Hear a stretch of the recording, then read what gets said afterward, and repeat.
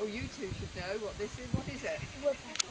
Woodpecker. Now, the good bit. Who knows what a woodpecker's doing? Pecking fiddles. Sound of the sludge for attracting the insects. If it was doing that, why aren't we hearing it now? They're in here feeding now. We tend to hear it in spring and very early summer.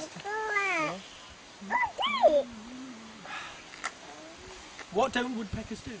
They don't sing. So instead of singing, they drum. And so they're looking for dead branches and something like telegraph poles, dead wood, because dead wood resonates sound.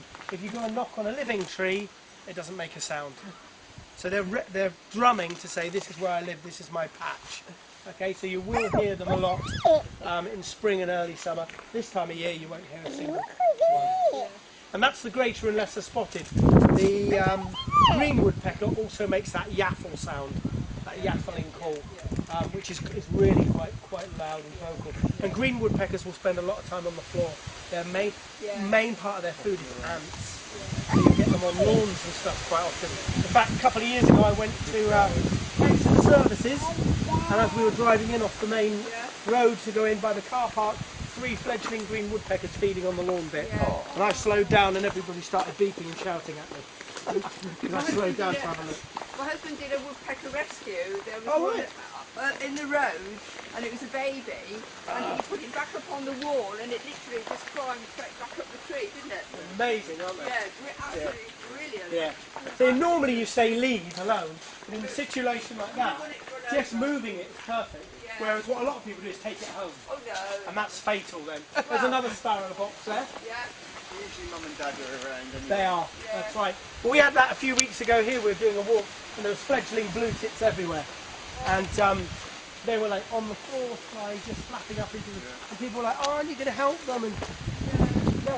You know, some of them will get eaten, but that's part of the natural balance, you know. The blue tits are really clever.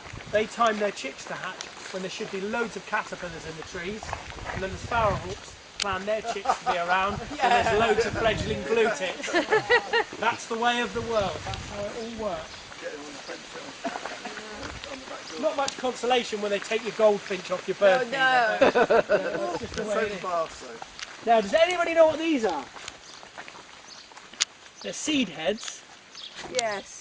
Bluebells. Bluebells. So, do you know why we're not... Are they English British? bluebells? Yes, they are. Which enjoy now, because the British bluebell will be extinct in the future.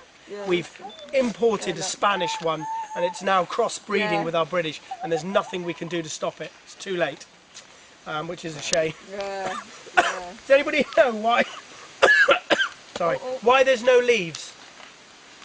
The caterpillars have eaten them. That's a good guess, but no. Bluebells come up early and leaf up early before the leaves on the trees come out, so they can get all their light to make food. Then when the leaves open up, they take all the goodness from those leaves down into the base of the bulb, and then you just get the seed head. So you won't see any bluebell plants now until early spring next year. What's the difference between the Spanish one and our To one? look at, slightly different flowers. Yeah, and the way that they're on the stem as well. Yeah, that's right. Single ones rather That's than... right. And the other thing is the leaves. The leaves are bigger and longer and wider. There's more leaf to it. But I mean, the reality is now, eventually we'll just have a Spanish British bluebell hybrid. Sorry. Now, anybody know what this beautiful little flower is here? It's one of my favourites. Oh, is that forget-me-not? It's got a boy. No, it's got a boy's name in it. In its name. I'll give you a clue. It's a herb. It's called herb something. Boy's name. It's not Herb Toby, I'm afraid. Or Michael. It's Herb Robert. And it's a beautiful, and it's a member of the geranium family. Beautiful little flower. You rip that out. Yeah, they're lovely. Yeah, I know, we rip it out. That's what you hear everybody say. Because We don't know what it is. you don't know what it, well, and the simple fact is, all a weed is any species where you don't want it, a plant. So, to me, you know, your garden centre plants, any of those out and about are weeds. You know, they shouldn't be out in our countryside. But these are lovely.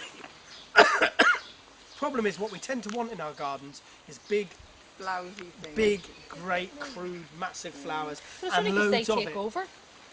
Whatever, anything will take over if you let it keep seeding. But they're really easy to get out. Yeah, they're they are. They're not difficult to weed out. No. And they're beautiful. I love them. Is that the one that goes in? What's this one then, guys? It's a holly. Holly. There's maybe joins. Yeah, yeah. And do you see how the leaves look wet?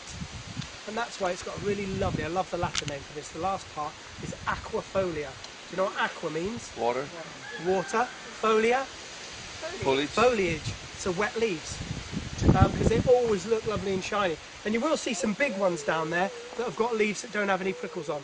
Yeah. And what happens is, as holly gets big, if it's not being cut or browsed by animals, it will get less and less prickles on its leaves because it doesn't need them for defence. Yeah. So the younger ones, or ones that are being trimmed, will be very prickly.